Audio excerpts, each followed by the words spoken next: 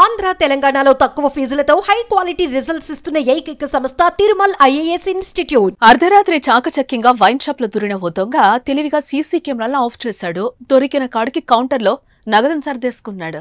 తిరిగిద్దామనుకునేసరికి మద్యం బాటిల్ని చూసి మాయమరచిపోయాడు. ఇంకే ఉంది, ఫుల్గా తాగేసి అక్కడే పడుకుండిపోయాడు. ఉదయం వచ్చిన షాప్ యజమాని అక్కడున్న దృశ్యాలను చూసి ఒక్కసారిగా షాక్ అయ్యాడు. దొంగతనం చేయడం కూడా ఒక ఆర్ట్ అన్న పదం ఊరికే అనలేదు. ఎందుకంటే దొంగతనం కన్నా ముందు అది ఎలా చేయాలి, ఏ టైప్ టెక్నిక్స్ వాడాలి, ఎలా ఎస్కేప్ కావాలని పక్కా ప్రణాళిక చేయాలి. ఎంత ప్లాన్ చేసినా కొన్నిసార్లు బెడ్స్ కొట్టచ్చు. కానీ కొన్ని విచిత్రమైన సంఘటనలు జరుగుతూ ఉంటాయి. ఒక్కోసారి కొందరు దొంగతనం చేసి అక్కడే పడుకోవడం లాంటి ఘటనలు ఇప్పటికే చూసుంటాం.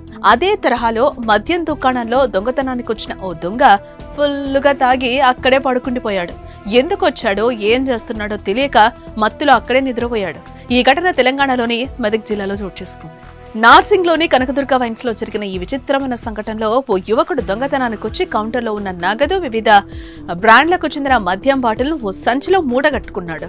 ఆ తర్వాత షాప్ లో ఉన్న అన్ని మందు బాటిల్ను చూసి తాగకుండా ఉండలేకపోయాడు. వెంటనే తను సర్దుకున్న మూట పక్కన పెట్టేసి తాగి మత్తులో అక్కడే నిద్రపోయాడు. అలా రాత్రంతా లిక్కర్ షాప్ లోనే గడిపేశాడు ఆ దొంగ. ఇక మరుసటి రోజు ఉదయం వైన్ షాప్ తెరిచి చూడగా ఆ దొంగ నిద్రపోతూ కనిపించాడు. పక్కనే పెద్ద సంచిలో మందు బాటిల్లో డబ్బులు చూసి నిర్వాహకులు షాక్ అయ్యారు ఒక్కసారిగా. అదే సమయంలో పైన కప్పు ధ్వంసమై ఉండడం కనిపించడంతో దొంగతనానికి వచ్చాడని నిర్ధారించుకున్నారు. దీంతో వైన్ షాప్ నిర్వాహకులు రామాయంపేట పోలీసులకు సమాచారం ఇచ్చారు. కేసు నమోదు చేసుకున్న పోలీసులు దొంగను అదుపులోకి తీసుకున్నారు.